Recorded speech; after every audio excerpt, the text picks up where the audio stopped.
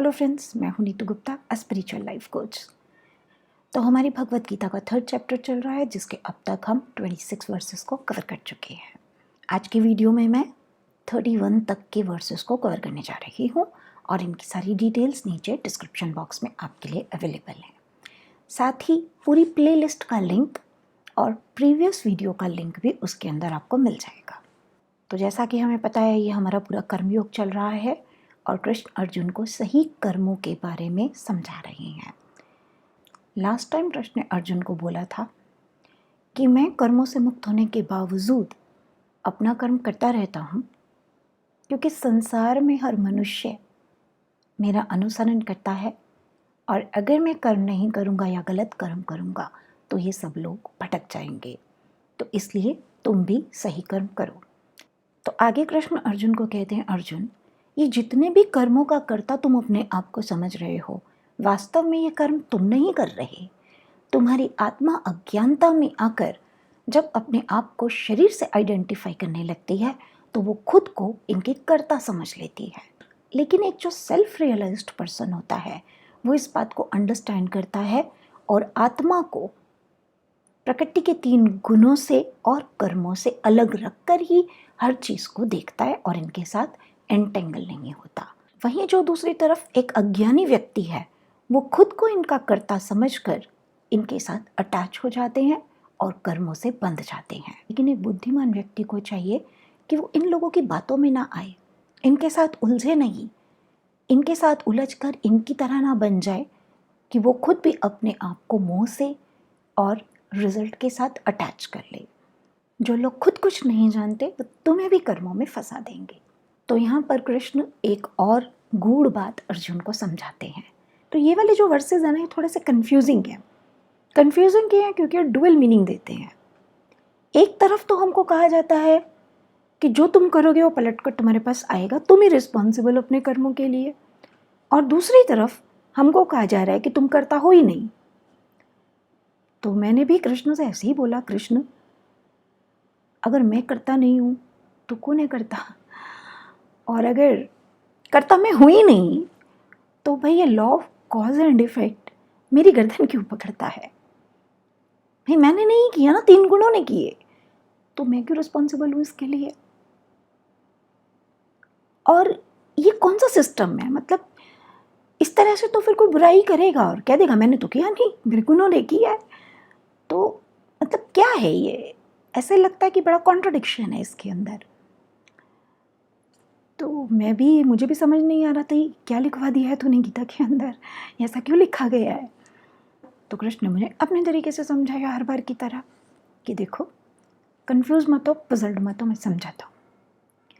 कृष्ण ने कहा, देखो आत्मा क्या होती है मैं तुम्हें समझा चुका, ठीक है? जब वो संसार में आती है तो क्या होता है, उसको एक शरीर चाहिए होता है, बुद्धि चाहिए होती है, मन चाहिए होता है, सेंसेस चाहिए होती हैं, ताकि वो इस संसार को अनुभव कर सके, एक्सपीरियंस कर सके और इसके थ्रू अपनी ग्रोथ कर सके। तो आत्मा वास्तव में इन सबसे अनअफेक्टेड है, पूरे तरीके से अनअफेक्टेड है, क्योंकि वो तो अपनी रियल स्टेट में रहती है हमेशा। अब आत्मा तो अनअफेक्टेड है, तो फिर अफेक्ट हो क्या रहा है? जो अफेक्ट हो रहा है वो है उसके बाहर के लेयर्स, कोशास, जिसको हम बॉडीज का नाम भी दे देते हैं। आपने सुना होगा ना, spiritual body, physical body, emotional body, mental body, सुना ही होगा। तो हमारा ना समझने का तरीका है ये। देखिए, मेरे को तो कृष्णा ना बहुत सिंपल वे में समझाता है, मैं तो वैसे ही समझा सकती हूँ। मालूम मुझे सब कुछ है, 5 कोश भी मालूम है, सारी ये इंग्लिश फिलॉसफी की बॉडीज़ भी मालूम है, लोअर बॉडीज़, हायर बॉडी, सब कुछ मालूम है। लेकिन मुद्दे की बात सिर्फ इतनी है, अगर हम इसे लेमैन की भाषा में समझें तो मुद्दे की बात सिर्फ इतनी है, ये आत्मा है जो सटल है, वो इस संसार में नहीं टिक सकती जब तक उसको 5 तत्वों से बना हुआ कुछ ना मिले। तो भगवान ने उसके ऊपर एक ये कवर डाल दिया फिजिकल बॉडी का कि लो, ये ठोस है, डेंस है, इसके अंदर तुम रहो। तो जैसे हवा होती है ना, जैसे तो बहती रहती है, अब अगर उसको हमको किसी चीज़ में टिकाना है तो हम क्या करेंगे, हम एक बैलून लेंगे और उसके अंदर उसको डाल देंगे। अब हमें दिख रही है वो कि हाँ भाई इस बैलून में हवा है, वरना तो नहीं दिख रही थी। ऐसे ही अब ये शरीर है तो हाँ इसके अंदर आत्मा है, वरना नहीं दिख रहा था ना। आत्मा कैसे देखोगे, और आत्मा भी कुछ नहीं कर सकती उसके बिना। हवा को भी जब एक शेप मिल जाती है तो बहुत कुछ कर सकती है। तो इसलिए भगवान ने कहा जाओ, एक चीज़ हो गई ये, अब चलो ये तो हो गया, अब इसको चलाने के लिए एक मैकेनिज्म चाहिए होगा, मोटर वोटर इसकी कहाँ से आएगी। तो भगवान ने बना दी एक एनर्जी बॉडी कि लो ये तुम्हारी एनर्जी बॉडी है, और इसको हम प्राणमय कोश भी बोलेंगे। जो तुम्हारी ये वाली बॉडी है ये चलेगी भौतिक तत्वों से, प्योरली भौतिक तत्वों से, यानी कि जो तुम खाना खाओगे इसी दुनिया से लेकर, ठीक है। फिर उसके बाद ये जो तुम खाना खाओगे इसको तुम्हारा जो प्राणमय कोश है, दूसरे वाली बॉडी एनर्जी बॉडी, वो एनर्जी में कन्वर्ट करेगी। जब वो उसको एनर्जी में कन्वर्ट करेगी तो इसके ऑर्गन्स, इसकी मोटर्स स्टार्ट होंगी। अब स्टार्ट कौन करवाएगा उसको, उसके पीछे फोर्स क्या होगा, एक शक्ति। मैंने बताया था आपको ये डब्बे हैं, डब्बों के पीछे शक्ति क्या है, देखना। देखना क्या है, सेंस। तो यानी कुछ ऐसी एक शक्ति भी चाहिए जो इस संसार की नहीं है, इसके बाहर की है, लेकिन इस संसार में काम कर रही है। तो वो होंगी आपकी सेंसेस। तो चलो सेंसेस भी ले लो। अब सेंसेस भी दे दी। अब सेंसेस के साथ खाली सेंसेस अपने आप में बेकार हैं। हाँ मैंने देखा, देखकर क्या, अब आगे क्या करूं इस इंफॉर्मेशन का। अब इसमें कुछ मजा आना चाहिए ना, संसार में आए हैं, कुछ भाव, कुछ फीलिंग, कुछ तो हो, नहीं तो क्या एक्सपीरियंस करोगे। तो लो फिर एक मन भी ले लो।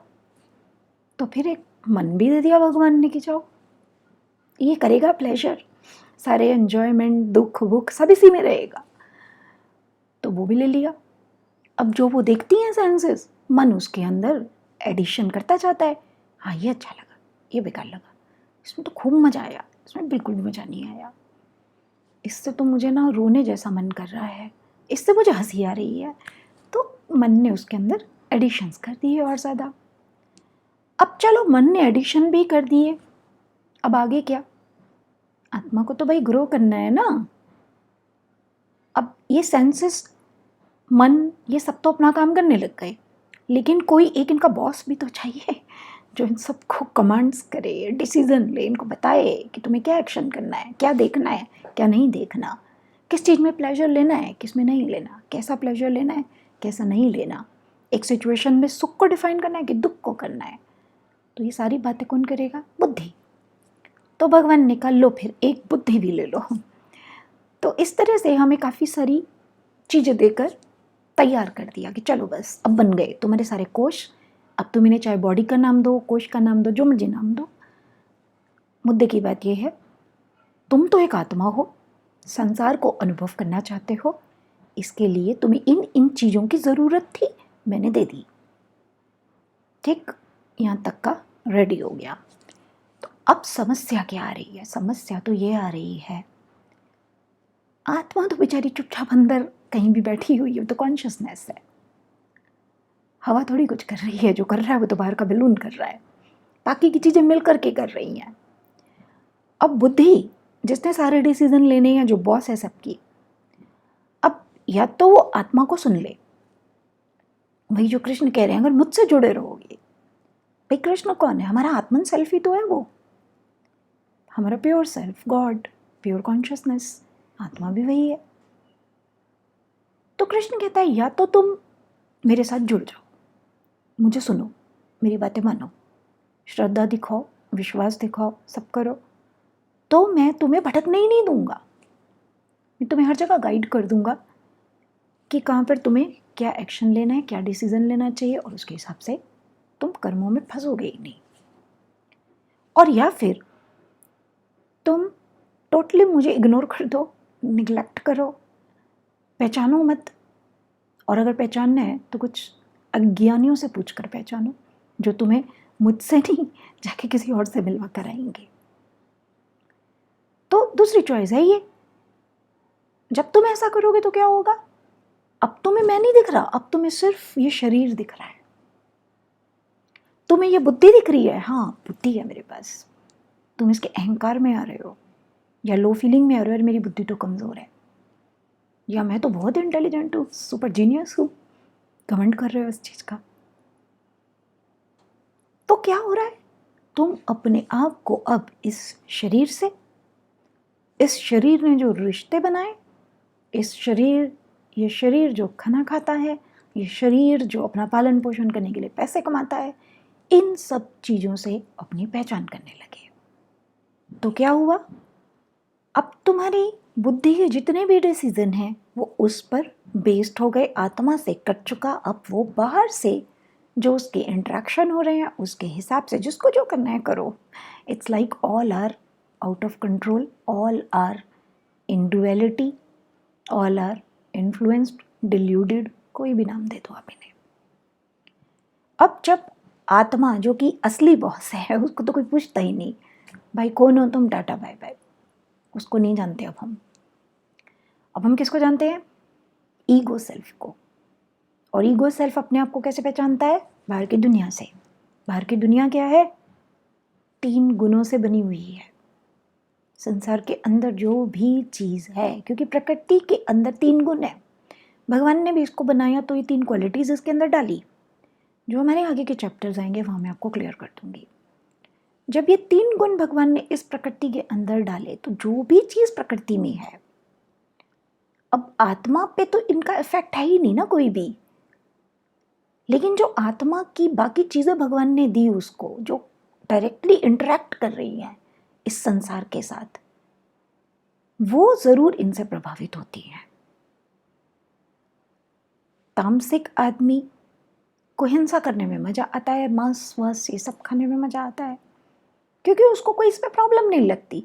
सात्विक कहता है मुझे प्रॉब्लम लगती है, भाई मेरे को किसी का तकलीफ़ नहीं देखी जाती, जब मैं किसी को मारता हूँ उसका फिर मांस खाऊं मुझे नहीं अच्छा लगता। अब इसमें कोई ये वो नहीं है, लॉजिक लोग पूछते हैं नॉन वेज होने में क्या प्रॉब्लम है, तो कोई प्रॉब्लम नहीं है भाई, आपको ठीक लग रहा है खा लो, मुझे नहीं लगता, बस बात खत्म। मुझे ये बात समझ नहीं आती कि जब भगवान ने कुदरत में इतना कुछ खाने को बनाया है हमारे लिए, तो हम एक जानवर को इतनी बेरहमी से मारकर उसके मांस पर क्या नरभक्षी हैं हम, क्या क्या है, मतलब हम, मतलब क्या टेस्ट है, मेरे को तो समझ ही नहीं आता। फिर लोग कहते हैं तुम्हें कैसे समझ आएगा, कभी टेस्ट करोगी तभी तो पता चलेगा। मुझे तो टेस्ट करने से पहले उन जानवरों की आंखों में दर्द दिखता है। मैं तो ऑलमोस्ट वीगन हूँ, क्योंकि जब मैं लंदन गई तो वहाँ पर ये सब चीज़ें कुछ ज़्यादा होती हैं। मैंने वहाँ ऑब्ज़र्व किया, मुझे तो दूध भी डाइजेस्ट होना बंद हो गया। फिर धीरे धीरे सामने नज़र आया, मुझे सारा माजरा क्या है, क्यों ऐसा मेरे साथ हो रहा है। तो बेसिकली जितनी बेरहमी से हम ये एनिमल प्रोडक्ट लेने के लिए इनके साथ अत्याचार कर रहे हैं, जो कि वेस्टर्न कंट्रीज़ में ज़्यादा है as compare to India. India में भी है पर इतना नहीं है। जब मैं इंडिया वापस आई तो मुझे वो डिफरेंस समझ आ गया। पर वहाँ पर मैं एक कैपफुल मिल्क भी चाय में नहीं डाल पाती थी। मुझे ऐसा लगता था सारा दिन मुझे कुछ हजम ही नहीं हो रहा जैसे, पता नहीं, जबकि मुझे डाइजेशन की कोई प्रॉब्लम नहीं है, मैं तो हीलर हूँ। तो जब मुझे वो समझ आया कि अच्छा ये इस वजह से मैं उनका पेन कैच कर रही हूँ,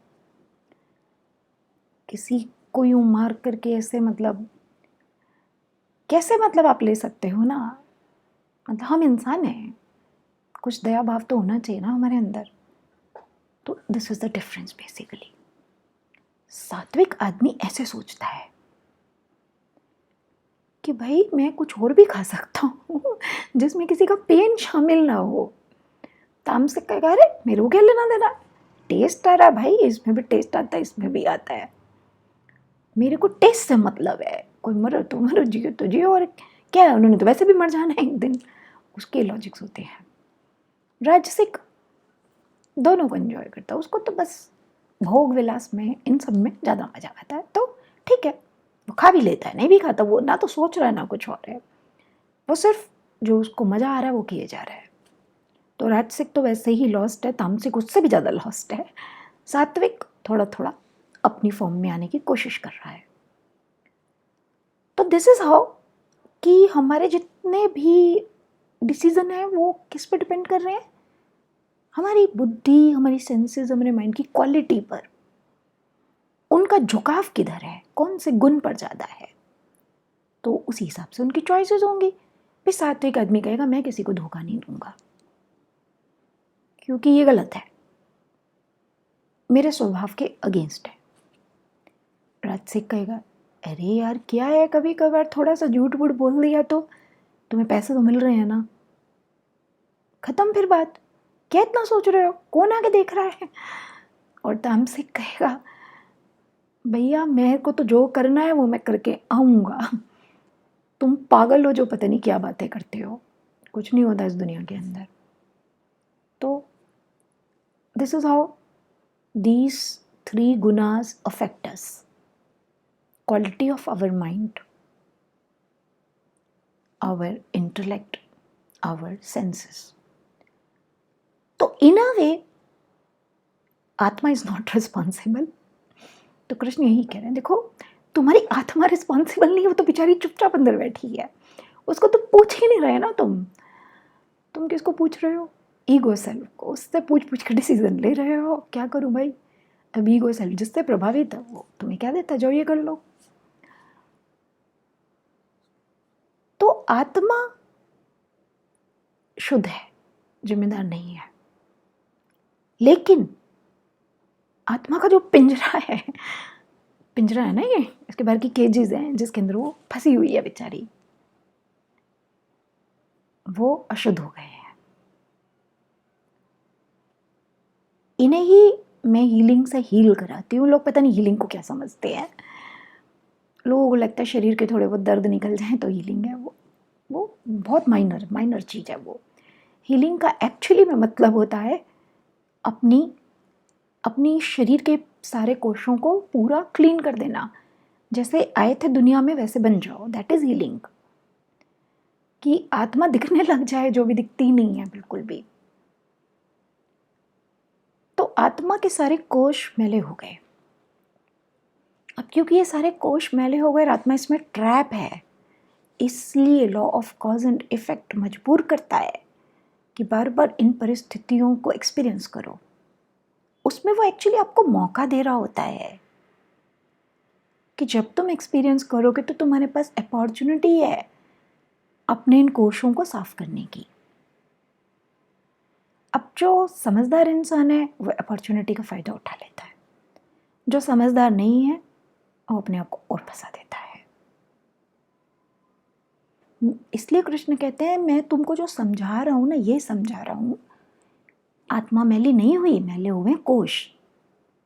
आपने कभी ऑब्जर्व किया है आपका ये जो शरीर है, जब ये मैला होता है उसको धो देते हैं हम, साफ हो जाता है ना, फेंक कर आते हैं क्या इसको, कहीं डिस्कार्ड करते हैं, कभी नहीं करते, क्योंकि वास्तव में शरीर तो धुल सकता है, रगड़ तो अच्छे से साफ हो जाएगा, कितना ही गहरा रंग हो, दाग हो, धब्बे हो, सब निकल जाते हैं विद पीरियड ऑफ टाइम।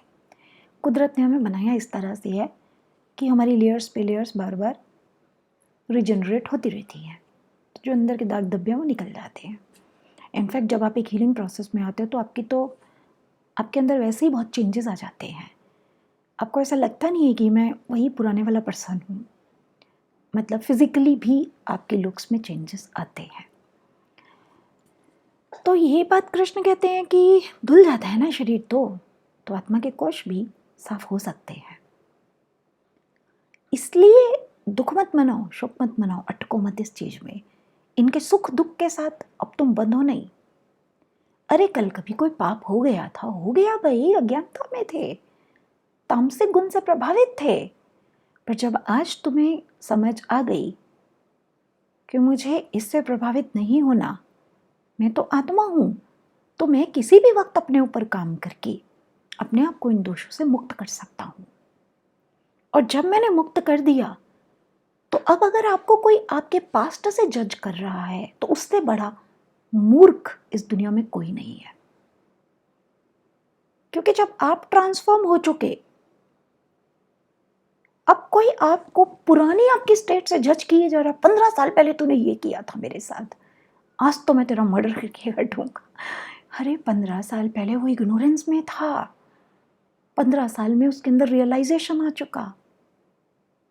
अब वो पर्सन ही नहीं रहा जिससे आपको शिकायत थी कभी, तो अब किसका मर्डर करोगे? तो पहले ही मर चुका। इसलिए कहते हैं सुबह का भूला शाम को घर आ जाए तो उसको भूला नहीं कहते। तो ये इंसान है जो ना जजमेंट्स पास करता है, लेबल लगाता है, टैगिंग्स करता है। तुम्हारी ज़िंदगी में यही हुआ था ना, तुम्हारे साथ यही हुआ, तो तुम तो बहुत बेकार इंसान हो, तुम में तो ये दोष आ गया।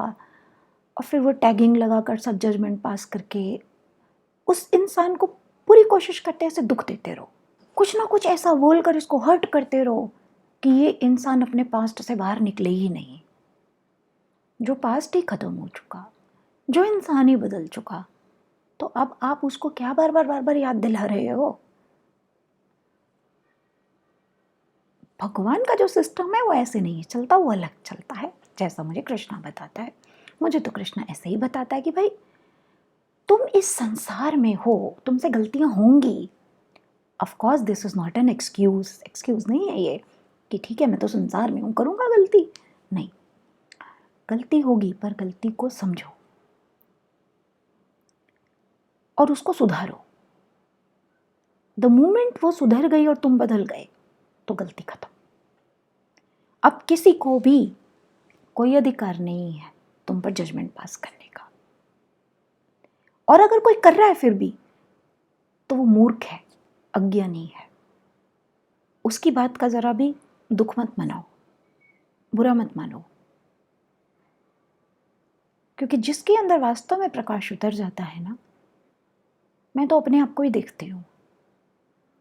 देखिए, किताबें पढ़ के हम बहुत ज्ञान बांट सकते हैं, सबको बहुत आसान काम है, सबके लिए आसान काम है, बहुत आसान काम है, किताब पढ़नी है और बोल दो चार बातें।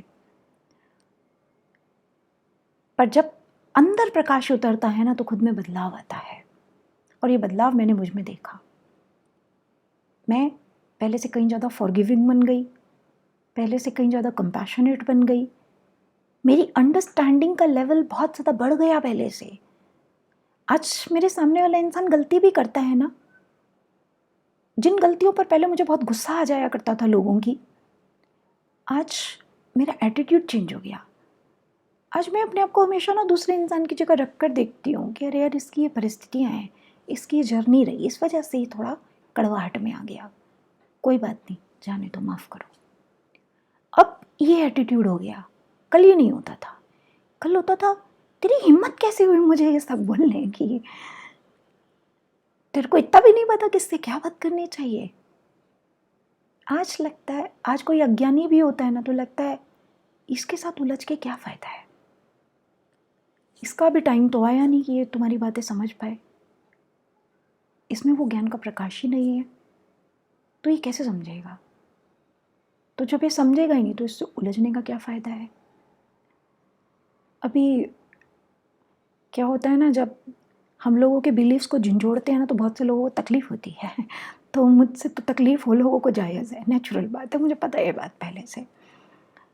तो मेरी कुंडलिनी वगैरह की वीडियोस पे, गीता पे भी जैसे जैसे ट्रैफिक बढ़ेगा तो आएंगे कुछ महाज्ञानी विद्वानी मुझे बेवकूफ़ कहने के लिए, तो मैं पहले से सोच के बैठी हूँ। तो ये लोग क्या करते हैं, जिन्हें खुद को नहीं कुछ पता, ये उल्टे सीधे कमेंट्स आपको पास करते हैं, दिखाने की कोशिश करते हैं कि हमसे बड़ा ज्ञानी कोई नहीं है और तुमसे बड़ा बेवकूफ़ कोई नहीं है। आप जानती तो सच मैं भी हूँ कौन ज्ञानी है कौन बेवकूफ़ है। बट द थिंग इज़, मैं ये बात समझ चुकी कि तुम में ज्ञान नहीं है। अब कल एक इंसान ने मुझे कमेंट किया हुआ, मैंने कुंडलिनी का अपना एक्सपीरियंस शेयर किया, तो ठीक है मैंने तो नेचुरल जो था बता दिया, अब किसी को नहीं समझ आ रहा तो मैं क्या कर सकती हूँ इसके अंदर। और जो ये लोग योगिक तरीके से सोचते हैं कि कुछ पता नहीं क्या होता, तो उन्हें तो समझ आएगा ही नहीं मेरी बात, इट्स वेरी नेचुरल, आएगी ही नहीं, क्योंकि मैं वो बात ही नहीं कर रही, जो बात मैं कर रही हूँ उनको समझ नहीं आ सकती।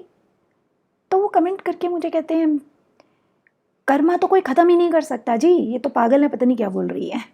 जन्मों लग जाते हैं इंसान को मुक्ति पाने में, और उसके लिए तो समाधि लगानी पड़ती है, हिमालयों पे जाना पड़ता है, और ये सोच रही हैं पता नहीं इन्हें क्या ज्ञान मिल गया। तो ठीक है भाई, आप अपनी समझ के साथ अपने साथ रहिए, मैंने आपको मजबूर थोड़ी किया है कि आओ मेरी वीडियो देखो और देखने के बाद इसको एक्सेप्ट करो जो मैं बोल रही हूँ। मैंने तो एक आदमी को भी नहीं कहा कि मेरी बातें एक्सेप्ट करो। इवन मेरे जितने भी स्टूडेंट हैं, अगर वो ये वीडियो देख रहे हैं, वो जानते हैं ये बात। मैंने आज तक उनको नहीं कहा मेरी बातें एक्सेप्ट करो। मैंने उनको दिमाग चलाना सिखाया है, क्योंकि मैं खुद भी इसी रास्ते चलती हूँ। मैं उनको हमेशा एक बात कहती हूँ, use your mind, your logics. अगर तुम्हारे लॉजिक को, तुम्हारी कॉन्शियसनेस को लगे मैं सही कह रही हूँ, तो ही मेरी बात एक्सेप्ट करो, वरना बिल्कुल मत करो। वेट करो उस दिन की जब तुम्हें अंदर से लगे कि हाँ मैम सही कह रही हैं। क्योंकि ऐसे आधे अधूरे आओगे तो कितनी दूर मेरे साथ चलोगे? थोड़ी देर में माया आएगी, तुम्हें भटका के ले जाएगी, और वो तो होता ही है, सबके साथ होता है। इसलिए मैं तो ये भी एक्सपेक्ट नहीं करती कि मेरे कोई स्टूडेंट सारी ज़िंदगी मेरे साथ चले, मुझे पता नहीं चल सकते। क्योंकि माया, प्रकृति के गुण उन्हें हर वक्त प्रभावित कर रहे हैं। तो पॉइंट जो मैं आपको कह रही थी कि उस बंदे का मैंने कमेंट देखा, सब है। आज से शायद कुछ साल पहले की बात रही होती तो मुझे बहुत गुस्सा आता और मैं उसको अच्छा करारा जवाब देकर आती कि तू क्या समझता है, तुझे ही ज्ञान है। पर अभी ऐसा नहीं हुआ। अभी मेरे अंदर सीधी थॉट आई, क्या बताएगी तू इसको? इसका लेवल ही नहीं है इतना कि तेरी बात समझे। उसके बिलीफ इतने पके हुए हैं कि उसको लगता है लिबरेशन तो होती ही नहीं है। पहले तो मुझसे वो सवाल कर रहा, पास्ट लाइफ पता चल जाती है, जिनकी कुंडली जागती है, तुम्हें पता है। अब अगर तू उसको जाके ये बता भी देगी मुझे पता है, तो वो क्या तुझ पे यकीन करने वाला है? क्योंकि उसके बिलीफ के अंदर तो पहले तो तुझे माता जी टाइप दिखना चाहिए, जो तू दिखती नहीं, तो तुझे वैसे ही नहीं कोई एक्सेप्ट करने वाला। दूसरी चीज़, तू है एक विमेन, और इस संसार के अंदर ये जो ऐसे खासकर लोग होते हैं, ये सोचते हैं ज्ञान और एक विमेन में पॉसिबल ही नहीं है। इसके लिए तो बहुत बुद्धि चाहिए होती है जो आदमियों के पास होती है। तो चल, यहाँ पे भी ये लोग फेल हो जाएंगे। हीलिंग तो इनको समझ ही नहीं आती, तो तू क्या समझाएगी इन्हें? पास्ट लाइफ जर्नी की जो बात कर रहे हैं, इनकी जब वहाँ तक पहुँच ही नहीं है, तो तू इन्हें क्या समझाएगी कि तू कितना सफ़र करके आ चुकी यहाँ तक? और फिर कृष्ण ने मुझे कहा कि देख, हीरे की परख जोरी को होती है, लोहार तो उसको पत्थर ही समझता है और फेंक देगा। तो फिर इस लोहार को ये समझाने का क्या कोई फ़ायदा है कि ये हीरा है? उसको पता ही नहीं हीरा कैसे होता है। उसको तो सिर्फ लोहा समझ में आता है, और लोहा तो तू है नहीं। जब उसको डिफरेंस ही नहीं पता पत्थर का और हीरे का, तो वो कैसे पहचानेगा? और जिसको पता ही नहीं, अज्ञानता की इतनी बड़ी बड़ी धूल है जिसके ऊपर, तू एक कमेंट करके हटा देगी क्या? हटेगा ही नहीं। तो कमेंट करेगी, वो 4 और कमेंट करेगा, फिर तू 4 और करना, और हो गई तेरी गीता का तो बैंड बच गया। अब बना लो वीडियो, बना लोगे क्या? तो क्यों लज रहे हो इनके साथ? बोलने दो इन्हें जो बोलते हैं। इनकी जो समझ है इनको उसके साथ रहने दो। इन्हें जन्मों लगेंगे, युगों लगेंगे अभी इन्हें यहाँ तक आने में। तो कोई बात नहीं, हमें इस बात का शौक नहीं मनाना। ना हम किसी को बदल सकते, एक्चुअली में वास्तव में हम किसी को नहीं बदल सकते। इंसान खुद अपने आप को बदलता है। देखिए, एक लाइट हाउस है ना, वो तो सिर्फ अपना प्रकाश दे रहा है। अब उसमें किसी को रास्ता देखना है तो देख लो, नहीं देखना है तो भटको जाओ समुद्र में। वो किसी को ये थोड़ी कह रहा है कि भाई देखो ही देखो। नहीं, सूरज भी निकला है, किसी को बाहर आके धूप लेनी है, ले लो। सोते रहना है, सोते रहो। सूरज ये थोड़ी बोलेगा सो क्यों रहे हो, क्यों नहीं आ रहे मेरे पास जब मैं निकलूँ। तो कृष्ण यही बात मुझे समझा रहे हैं। मैंने कृष्ण से कहा, कृष्ण इनकी आखिर प्रॉब्लम क्या है? क्या मैं कभी इनको कमेंट करती हूँ इनके पेजेस पे जा जाके, इनको कुछ एब्यूसिव लैंग्वेज बोल कर आती हूँ कि भाई तुम ये बातें क्यों बोल रहे हो? अरे भाई, तुम्हें जो बोलना है तुम बोल रहे हो, मुझे जो बोलना है मैं बोल रही हूँ। तुम्हारा जो बिलीफ है तुम उसको फॉलो कर रहे हो, मेरा जो बिलीफ है मैं फॉलो कर रही हूँ। तुम्हें लगता है लिबरेशन ऐसे मिलता है तो तुम जाओ वैसे ले लो, मुझे लगता है ऐसे मिल जाता है तो मैं ऐसे खुश हूँ। जो लोग तुम्हें सुन रहे हैं, अगर उन्हें लगता है तुम सही हो, वो तुम्हें फॉलो कर लेंगे। जो लोग मुझे सुन रहे हैं, उन्हें लगता है मैं सही हूँ तो मुझे फॉलो कर लेंगे। तो तुम्हें क्यों मिर्ची लग रही है? तो कृष्ण ने कहा इनका काम होता है, अंधेरा जो होता है ना उसको पता है उसने एक दिन खत्म हो जाना है। अंधेरे को अपने ऊपर ही डाउट होता है एक्चुअली, उसको खुद को नहीं पता कि उसका रास्ता सही है या गलत है, इसलिए वो तुम्हें कमेंट कर रहा है।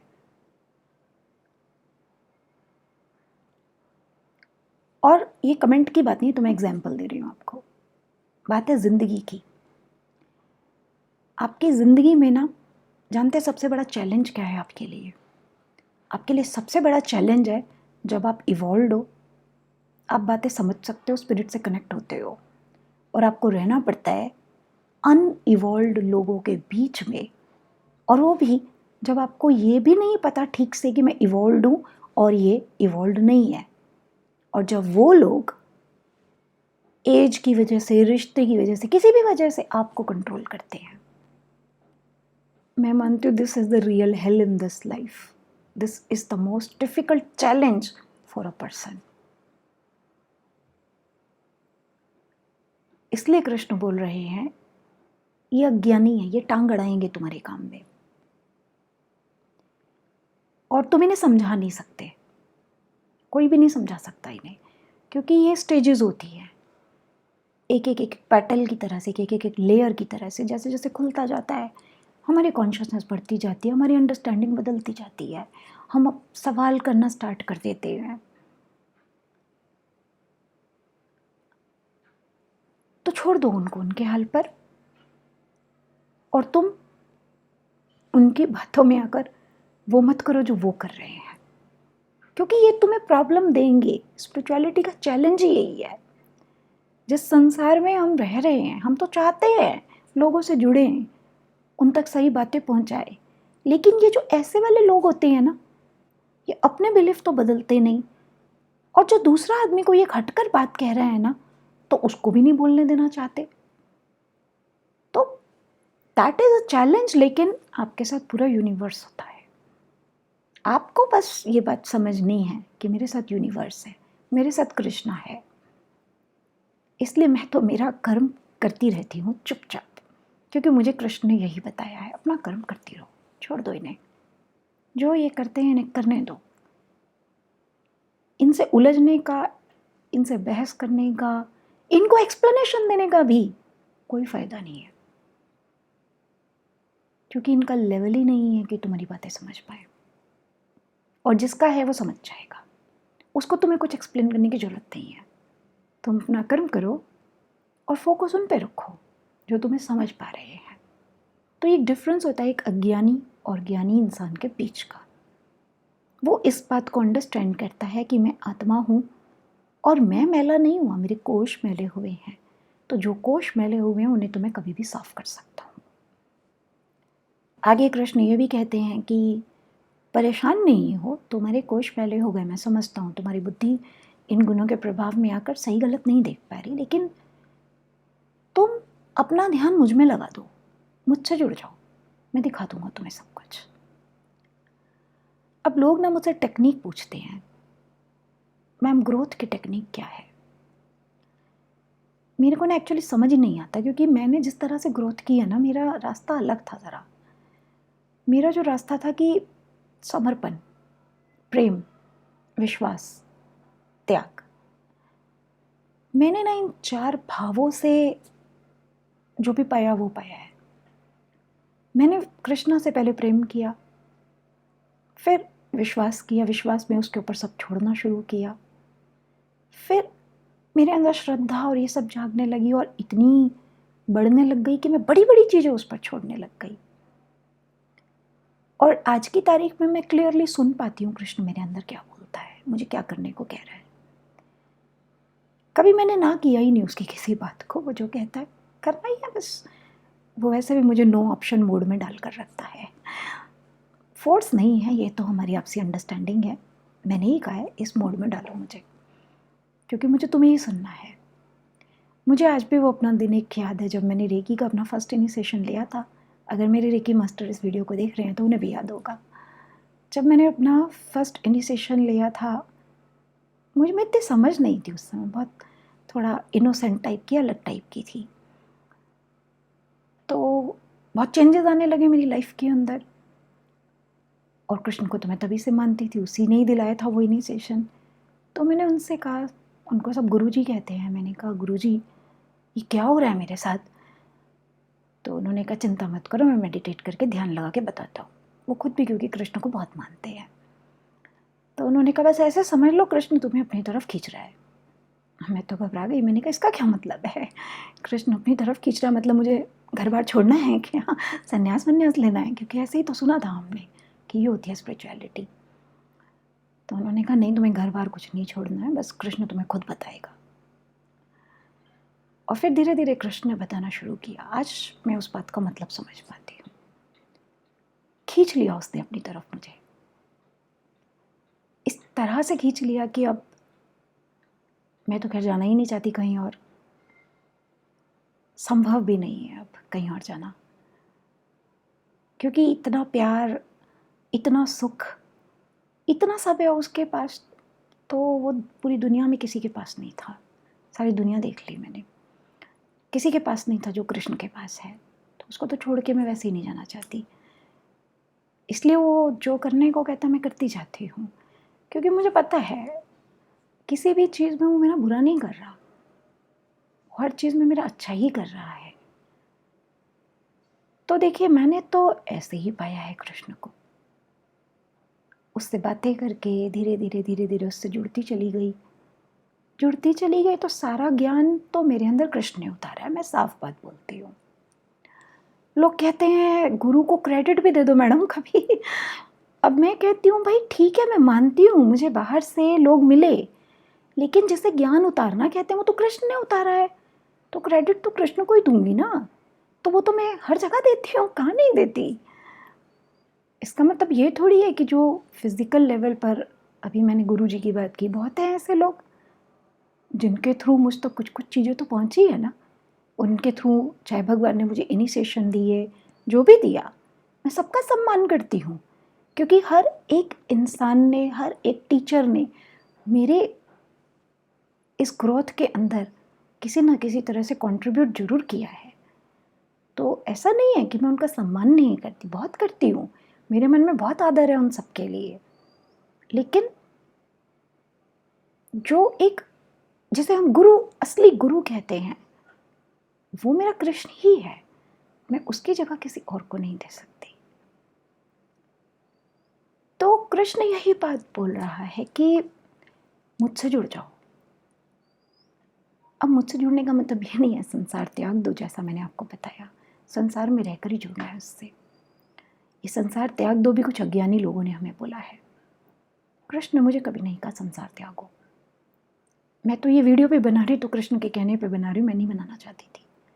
हाँ, मैं ज्ञान फैलाना चाहती हूँ दुनिया तक, लेकिन जब मैं देखती हूँ कि ज्ञान की कद्र करने वाले मुट्ठी भर लोग हैं, बाकी को तो अज्ञानता चाहिए, तो मैं नहीं बनाना चाहती थी ये वीडियोस वगैरह। पर कृष्ण ने ही बोला कि तुम उनको क्यों देखती हो, इन मुट्ठी भर को देखो ना, इनकी कौन मदद करेगा, तुम इनके लिए बोलो। ये कैसे तुम तक आएंगे ये मेरा काम है, मैं ले आऊंगा अपने आप, उसकी तुम फिक्र मत करो। जिसको इन शब्दों की ज़रूरत है उसको तो मैं यहाँ ले ही आऊँगा। तुम बस ये बोलकर ये ज्ञान छोड़ दो दुनिया के लिए। तो इसलिए मैंने छोड़ दिया, छोड़ रही हूँ मतलब।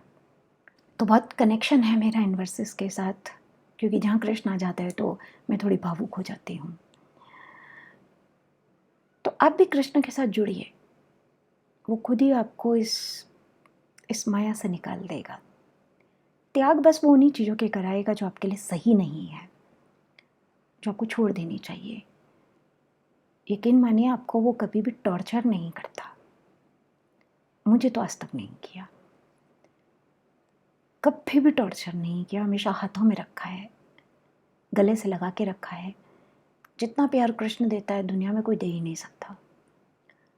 और कृष्ण किसी में भेदभाव नहीं करता, जो उसके लिए नीतू है वही आप सब भी हैं। तो एक कदम बढ़ाइए कृष्ण की तरफ, प्यार में, श्रद्धा में, विश्वास में। वो आपकी तरफ 4 कदम बढ़ा कर आएगा, ये मेरा प्रॉमिस है आपसे। बस समर्पण के भाव से जाइएगा। जब हम अधिकार से जाते हैं ना कि तू पहले ये कर, देखिए जो गुरु होता है ना, जो हमें ज्ञान दे रहा है, उस पर ना हमें अधिकार नहीं जताना चाहिए। मैंने तो नहीं जताया कभी, और मैं जताती भी नहीं, और मुझे गलत लगता है, अपने अंदर से गलत लगता है।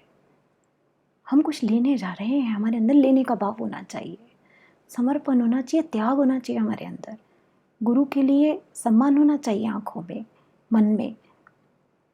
जब इस भाव से जाएंगे ना तो गुरु आप पे सब न्यौछावर कर देता है। पर जब अधिकार से जाएंगे ना कि तुझे मेरे लिए ये करना पड़ेगा, तो किसी का नहीं अपना खोएंगे, फिर कृष्ण नहीं मिल पाएगा। कृष्ण प्रेम से मिलता है, विश्वास से मिलता है। इसलिए डाउटर्स को कृष्ण के बाहर से बस उसकी प्रतिमा के दर्शन होते, कृष्ण के दर्शन नहीं होते। कृष्ण के दर्शन करने के लिए अपने आप को न्यौछावर करना पड़ता है, तब कृष्ण अपने आप को हकीकत में दिखाता है। तो चलिए आज का टॉपिक यहाँ पर बंद करते हैं। नेक्स्ट टाइम आगे के वर्सेस में कृष्ण की और अच्छी अच्छी बातें सीखेंगे। तब तक के लिए जय श्री कृष्ण।